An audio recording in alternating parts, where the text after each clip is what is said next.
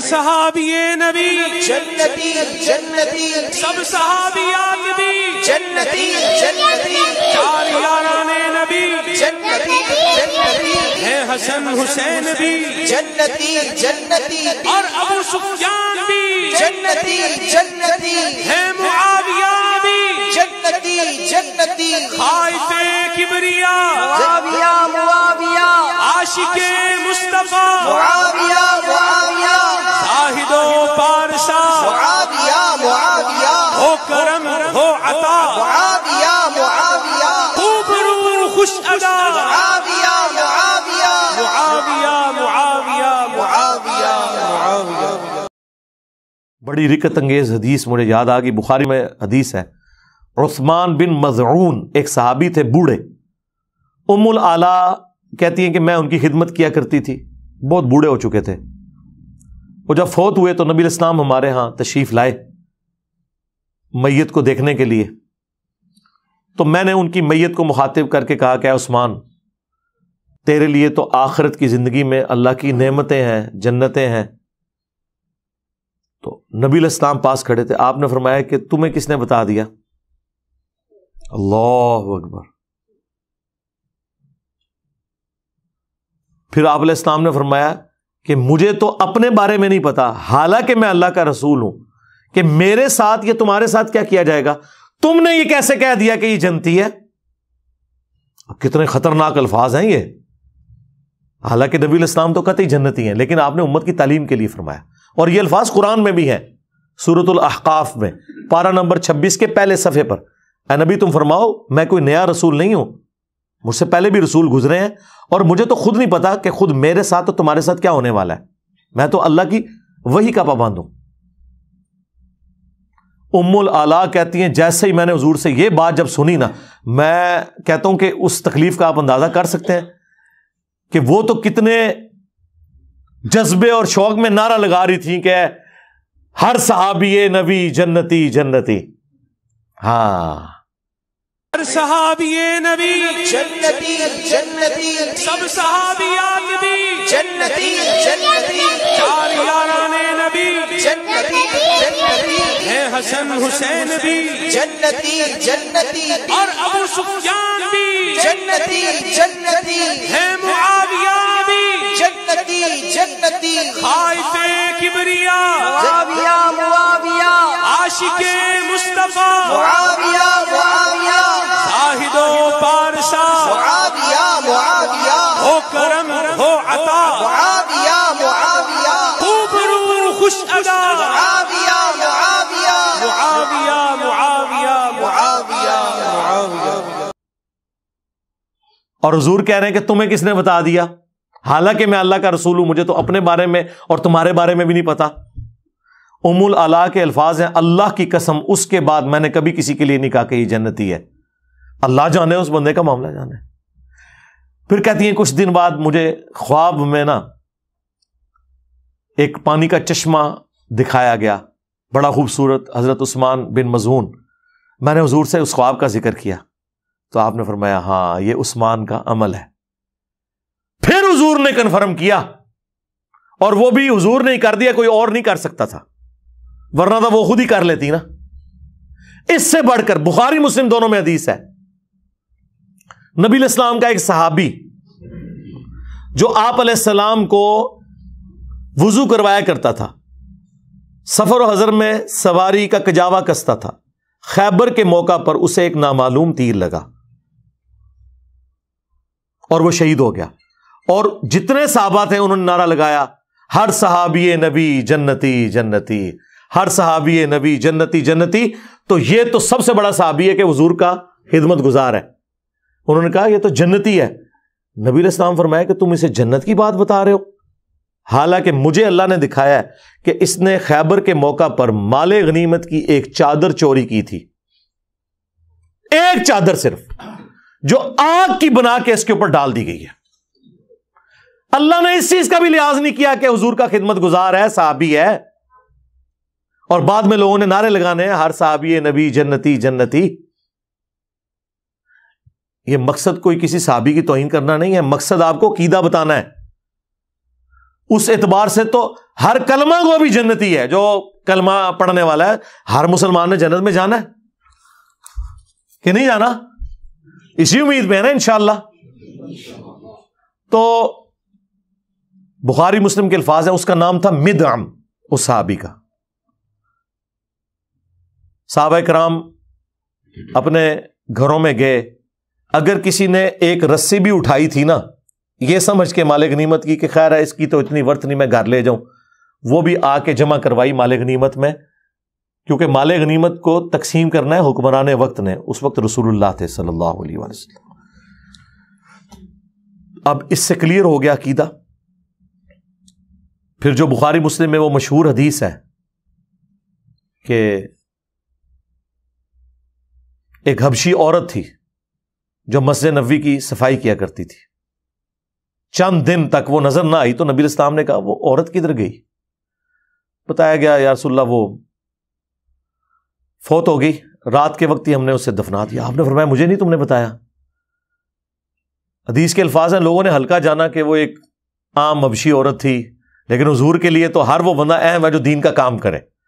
آپ کے نزدیک جس کا اونچا نعرہ ہو وہ اہم ہے, نبی الاسلام کے نزدیک دین کا کام کرنے والا بندہ اہم ہے. آپ نے فرمایا کہ مجھے اس کی قبر پہ لے کے چلو. قبر پہ لے کے گئے. نبی الاسلام نے قبر پہ جا کے جنازہ پڑھا, اور جب واپس پلٹے تو آپ نے فرمایا یہ قبریں اندھیروں میں ڈوبی ہوئی تھی, میرے جنازہ پڑھنے کی برکت سے اللہ نے ان قبروں کو نور سے بھر دیا. سبحان اللہ. سبحان اللہ تو ہم پڑھ رہے ہیں, لیکن اس کا ایک بڑا تلخ پہلو ہے. کیا کسی کافر کی قبر حضور کی دعا سے جنت کا باغ بن سکتی ہے؟ نہیں. یہ تو عقیدہ ہی کفر ہے, کیونکہ قرآن کا فیصلہ واضح ہے کہ اللہ بھی معاف نہیں کرے گا. نبی الاسلام نے کہاں سے معاف کرنا ہے؟ کافر کو, مشرک کو. اس کا مطلب ہے کہ وہ مسلمانوں کی قبریں تھیں. اب میں یہ نہیں کہتا کہ صحابہ کی قبریں تھیں, ورنہ کہیں گے یہ گستاخ رسول ہو گیا, گستاخ صحابہ ہو گیا. اس زمانے میں جو مسلمان تھے, بریلوی, دیوبندی, اہل حدیث, شیعہ. ویسے تو اس زمانے کے مسلمانوں کو صحابی کہا جاتا ہے, لیکن وہ فتویٰ لگا دیں گے نا. چلے ہم کہتے ہیں اس زمانے کے جو جنہوں نے حضور کو ایمان کی حالت میں دیکھا, ایمان کی حالت میں دنیا سے گئے, اس زمانے کے بریلوی, دیوبندی, اہل حدیث, شیعہ. تبھی نور سے بھری گئی نا. اور دوسرا یہ بھی کلیئر ہو گیا کہ نبی الاسلام نے ان صحابہ سے یہ نہیں کہا کہ ہاں میں ہر مومن کی قبر میں جاتا ہوں, تو واقعی وہ فوت ہو گئی تھی 3-4 دن پہلے میں قبر میں گیا تھا اور میرے بارے میں اس سے پوچھا گیا تھا ما کنت تقول فی حق ھذا الرجل, اس مرد کے بارے میں تم کیا کہتے ہو؟ حضور نے تو لا علمی کا اظہار کیا, مجھے تو پتہ ہی نہیں تھا کہ وہ فوت ہو چکی ہے. اور یہ لوگ کیا کہتے ہیں؟ حضور علیہ السلام قبر میں جاتے ہیں. بریلوی یہ کہتے ہیں. دیوبندی کہتے ہیں نہیں, حضور خود نہیں جاتے, آپ کی شکل دکھائی جاتی ہے, یا آپ کی قبر مبارک اور اس کی قبر کے درمیان سارے پردے ہٹا دیے جاتے ہیں اور پوچھا جاتا ہے کہ اس مرد کے بارے میں تیرا کیا عقیدہ تھا. ہر بندے نے اپنا عقیدہ بنایا ہوا ہے. مفتی احمد یار خان نعیمی صاحب نے جال حق میں لکھا ہے کہ نبی الاسلام دکھائے جاتے ہیں نا, ورنہ تو وہ شخص جو ہے نا وہ پوچھتا آگے سے کہ کس مرد کے بارے میں مجھ سے پوچھ رہے ہو. جب وہ کہتے ہیں ما کنت تقول فی حق ھذا الرجل, وہ کہتے ہیں ھذا کا مطلب ہے کہ وہاں موجود ہیں. ہم نے بتایا کہ ھذا کا صیغہ موجود کے لیے بھی ہوتا ہے اور غائب کے لیے بھی ہوتا ہے جس کا ذکر ہو رہا ہو. جیسے بخاری میں ھذا کے صیغہ کے ساتھ عبداللہ بن عمر نے یزید کی طرف اشارہ کیا کہ ہم نے اللہ اور اس کے رسول کے احکامات کے اندر ھذا الرجل کی بیعت کی ہے. حالانکہ وہ شام میں تھا, عبداللہ بن عمر مدینے میں تھے, 1000 کلومیٹر کا فاصلہ تھا. جب آپ ذکر کر رہے ہوتے ہیں تو اس میں ہو جاتا ہے. اور یہی وجہ ہے کہ مومن جب جواب دیتا ہے وہ کہتا ہے ہوا محمد رسول اللہ, وہ یہ نہیں کہتا ھذا محمد رسول اللہ, وہ پھر 3rd پرسن کے صیغے سے جواب دیتا ہے. وہ کہتے ہیں مفتی صاحب کہ نہیں, دیکھیں یہاں ہونا چاہیے تھا کہ وہ بندہ پوچھتا کہ کس مرد کے بارے میں پوچھ رہے ہو. اگر وہ یہ کہتا نا تو آپ کی بات کلیئر ہو جاتی. تو سرکار ہم نے ایک حدیث ایسی دریافت کر لی ہے مسند احمد میں جس میں الفاظ ہیں ای الرجل. وہ مردہ پوچھتا ہے کہ کس مرد کے بارے میں پوچھ رہے ہو. جو الفاظ ہیں نا بخاری کے, اس مرد کے بارے میں تم کیا کہتے تھے, تو وہ آگے سے پوچھتا ہے کون سا مرد. مفتی صاحب کا مسئلہ ختم. تو پتہ فرشتے کیا کہتے ہیں, الذی بعث فیکم, اور یہ الفاظ ابو داؤد میں بھی موجود ہیں. ہم اس مرد کے بارے میں پوچھ رہے ہیں جس کو اللہ نے تمہارا نبی بنا کے مبعوث کیا ہوا تھا, جو شخص تم میں مبعوث ہوا تھا. تو کہتا ہوا محمد رسول اللہ صلی اللہ علیہ وآلہ وسلم. اللہم اجعلنا منہم, اللہ تعالیٰ ہمیں ان میں کرے جو یہ جواب دے لیں. یہ بخاری اور ابو داؤد میں پوری تفصیل موجود ہے. اور یہ جب 3 سوال ہوتے ہیں, من ربک ما دینک ما کنت تقول فی حق ھذا الرجل, ایک چوتھا سوال ہے جو انہوں نے اسکپ کیا تھا, میں نے دریافت کیا ہے, تو اب ان کو پریشانی لگی ہوئی ہے. ایک چوتھا سوال بھی ہوتا ہے جب مؤمن جو ہے نا جواب دے لیتا ہے نا, تو اس سے فرشتے پوچھتے ہیں کہ تجھے کیسے پتا چلا؟ تو وہ کہتا ہے میں نے اللہ کی کتاب پڑھی تھی اور رسول اللہ کے نبی ہونے کی تصدیق کی. ہاں تو ظاہر ترجمے سے ہی پڑھی ہوگی نا, خالی پڑھنا تصدیق تو نہیں ہوتی. اور جو منافق ہے جب وہ جواب نہیں دے پاتا تو فرشتے کہتے ہیں تو نے, وہ ہر بات میں کہتا ہے ہائی ہاتا لا ادری لا ادری, ہائے افسوس مجھے کچھ پتا نہیں. تو فرشتے اسے کہتے ہیں کہ تو نے خود پڑھ کے سمجھنے کی کوشش کیوں نہیں کی, یا کسی ایسے شخص سے کیوں نہیں پوچھ لیا جو جاننے والا تھا. یہ چوتھا سوال ہے. اگر یہ پتا چل جائے مسلمانوں کو تو مرنے سے پہلے ہی وہی بات, مرنے سے پہلے اے مسلمان کر لے اس پہ غور, کتابوں کا خدا اور ہے, بابوں کا خدا اور پھر وہ اس نعرے تک پہنچ جائے گا کہ میرے نبی سا ہے ہی کوئی نہیں, یہ سارے بابے تھے شاہ ہی کوئی نہیں. ٹھیک ہے نا, اس کو آپ نے اپنا امام ماننا ہے جس کی قبر مدینے میں ہے صلی اللہ علیہ وآلہ وسلم. تو دیکھیں کیسے ان واقعات سے رزلٹ نکلتے ہیں, اور انہوں نے کیا کچھ امت کو کرایا ہوا ہے. قبر کے 3 سوال بتائے ہیں, چوتھا بتایا ہی نہیں ہے.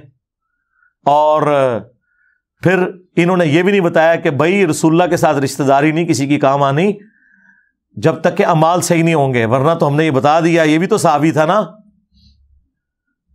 یاد رکھیے گا کہ جو اپنی وفات تک ایمان پر قائم رہا وہ صحابی ہے, اگر وہ ایمان پہ قائم نہیں رہا تو وہ صحابی نہیں ہے, اگرچہ حضور کی زندگی میں وہ صحابی ہو. یہ منکرین زکوٰۃ جو ہیں, یہ رسول اللہ نے ان کو صحابی ہونے کی حالت میں چھوڑا ہے دنیا میں. وہ کہتے ہیں نہیں جی بعد میں منکرین زکوٰۃ بن گئے, مرتد ہو گئے. سرکار بات چھوڑ دو, جب میرے نبی نے آنکھیں بند کی ہیں اس ڈیٹ کو وہ کیا تھے؟ صحابہ. حضور کو تو نہیں نہ پتا کہ میرے بعد کام ڈال دیا انہوں نے. کلیئر ہو گیا؟ اب حضور کی وفات کے بعد وہ کام ڈال دیں. نبی علیہ السلام نے انہیں آخری وقت کیا دیکھا ہے؟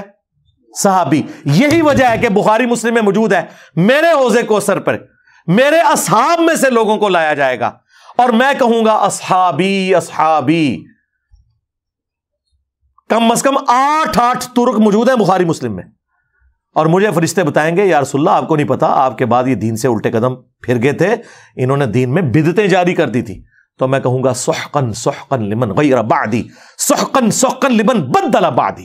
ان پہ پھٹکارو, ان کو مجھ سے دور کر دو جنہوں نے میری وفات کے بعد میرے دین کو بدل دیا. عبداللہ ابن ابی ملیکہ تابعی کہتے ہیں اس حدیث کے ساتھ, اے اللہ ہم تجھ سے دعا کرتے ہیں کہ تیرے نبی کی وفات کے بعد ان کے دین سے الٹے قدم نہ پھریں, آمین. اللہم من احییتہ منا فاحیہ علی الاسلام ومن توفیتہ منا فتوفہ علی الایمان. بخاری کے الفاظ ہیں, ابن عباس کہتے ہیں یہ وہ لوگ تھے جو حضرت ابوبکر کے دور میں مرتد ہو گئے, اور حضرت ابوبکر نے ان کے خلاف قتال کیا. تو حضرت ابوبکر کے دور میں جو مرتد ہوئے وہ رسول اللہ کے دور میں کیا تھے؟ بریلوی, دیوبندی, اہل حدیث, شیعہ, یہ صحابی.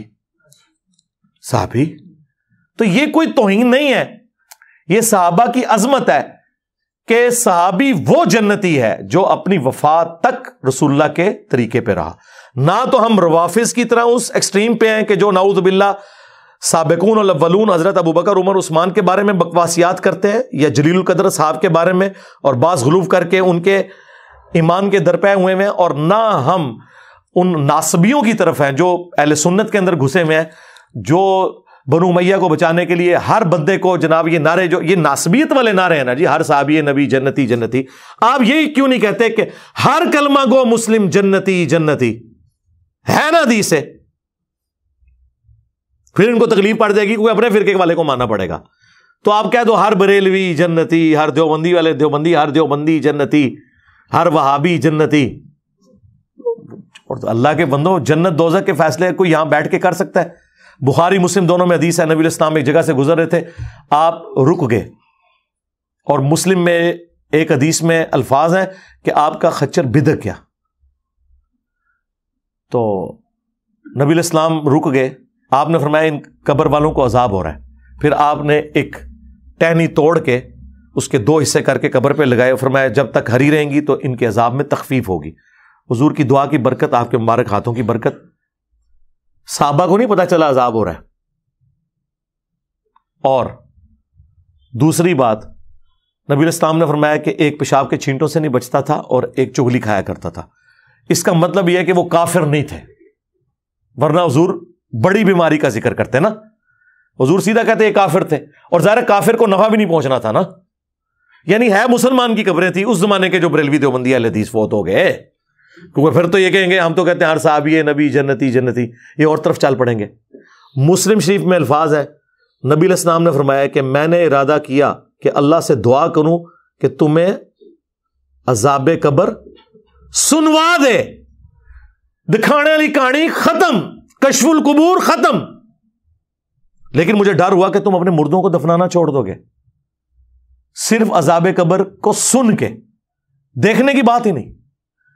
اچھا، اگر حضرت ابو بکر، عمر، عثمان و علی رضی اللہ عنہم اجمعین عذاب قبر نہ دیکھ سکیں حضور کے ساتھ ہوتے ہوئے، تو آڈے بابے تھے شے کوئی نہیں، لے جاؤ، کیونکہ میرے نبی سا ہے ہی کوئی نہیں.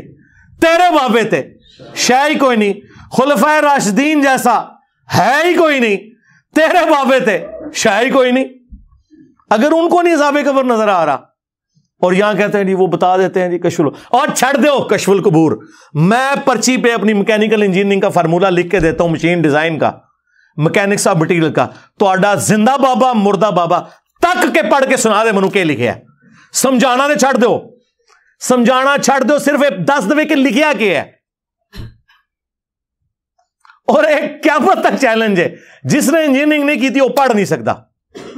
یہ کہتے ہیں نا بابوں کے پاس علم لدنی ہے، روحانی علم ہوتا ہے. سرکار اللہ نو تے آندی ہے نا میکینیکل انجینئرنگ، تو سارے بابیاں دی عزت ویسی سٹیک تے لگی ہے. تواڈے بابے کس دن کام آنے باہر نکلن، چلو جڑے باہر نے وہ کٹھے ہو کے پڑھ کے دس دن، منہ جھوٹا کر دیں، دل چھوڑ دیں. میں تو کہتا ہوں سامنے پڑھیں.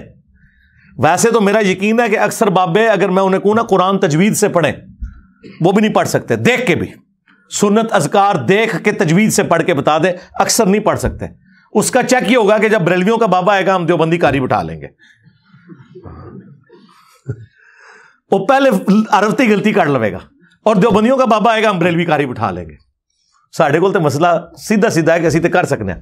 تو یہ سارے ان لوگوں کے ڈھکوسلے ہیں، انہیں پتہ ہی نہیں بھائی کتابوں کا دین اور ہے. مرنے سے پہلے اے مسلمان کر لے اس پہ غور.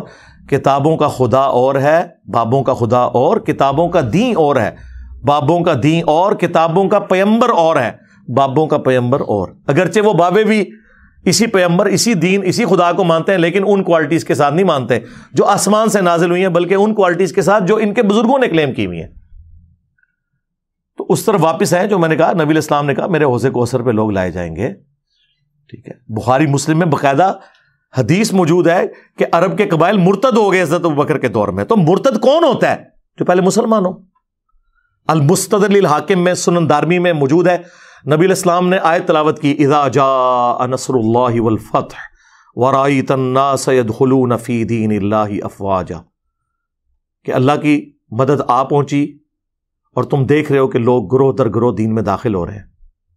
نبی علیہ السلام نے یہ آیت تلاوت کر کے کہا کہ ان قریب میری وفات کے بعد لوگ گروہ در گروہ دین سے نکل بھی جائیں گے. اور یہی ہوا. کئی لوگوں کا کنوکشن والا ایمان نہیں تھا، انہوں نے رسول اللہ کو قریش کے ایک سردار کے طور پر ایک واریر کا غلبہ مان لیا عرب کی سرزمین پہ، اور ان کی بیعت کر لی.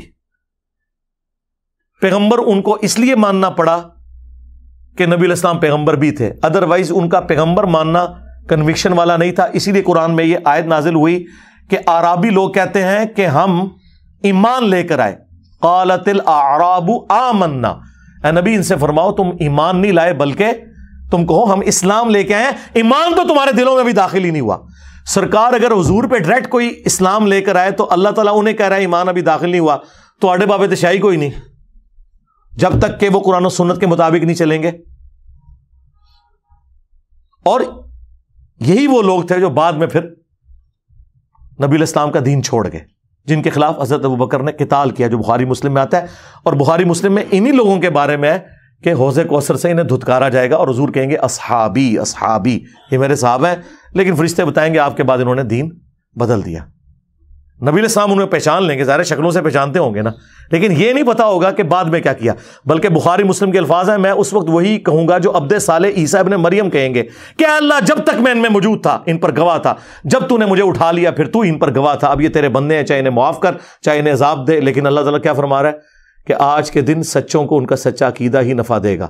سورۃ المائدہ کی آخری آیات حضور نے تلاوت کی کہ جس طرح عیسیٰ ابن مریم اپنے فالورز کے غلط عقائد سے قیامت کے دن اعلان برات کر دیں گے نا، میں بھی کہوں گا کہ یا اللہ جب تک میں ان میں موجود تھا ان پر گواہ تھا، میرے جانے کے بعد جو کچھ انہوں نے کیا یہ خود اپنے اعمال کے جواب دیں.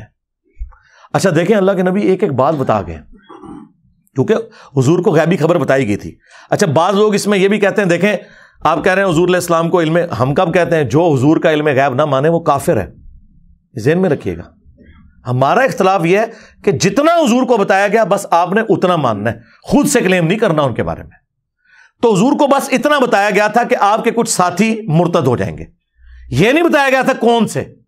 جبھی تو آپ قیامت والے دن سب کوئی بلا بلا کے حوض کوثر پہ مشروب پلا رہے ہوں گے،